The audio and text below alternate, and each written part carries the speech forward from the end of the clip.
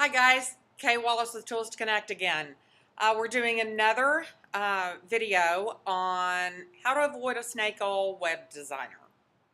Well, it was brought to my attention that the last one I did, I mentioned that do you have access to your back office on your website?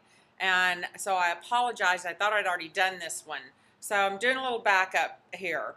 One of the questions you want to ask is, just like I said, do you have access to your back office? Here's why this is so important. I met with actually a podiatrist office. They have a series of multiple offices yesterday. And that was one of the things I asked them. I said, they were wanting to blog, they want to do other things. I said, well, great. I mean, do you have access?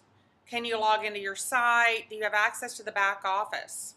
No, we don't. Okay, well, that's a bit of a problem.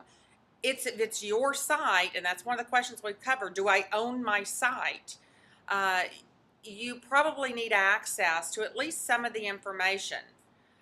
Now, that being said, depending on what platform it's built on, if nothing else, maybe your web developer can take you into your back office, show you things that you can look at, and simplify things. But this is about ownership, guys. As I go through all of these and give you the questions to ask to how to find that right web designer, web developer, it's just another in the series of questions.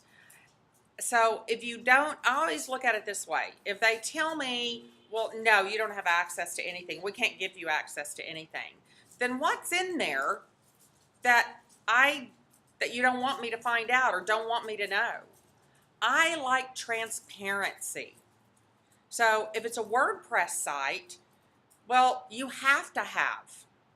I mean, I say that like you have to, like duh, but the reality is, in my opinion, if you have a WordPress site, why wouldn't you have access to it? That would be crazy. That's the most user-friendly. So you make sure you want to have access to your back office so you can find out what's going on. You can tweak things. You can, if you've got a blog in there that people are making comments, that you can go approve that. You want that ownership of that. You want access to that back office. You don't want somebody who really doesn't know you going in there and approving all these automatic comments that on your blogs that could very well be spam. You want to make sure that you control what's going through, control what's going out, control what's going in. If it's a hard-coded site, and you've had a coder and he's sat in his little garage and he's developed your custom site, those are still done these days. I don't always recommend it because there's so many plugins out there and there's so many things. Why reinvent the wheel when it's already built? You can just tweak that. But, the only time I can imagine you wouldn't want to have access is if your coder is afraid you're going to go in and change all the code and mess up the site.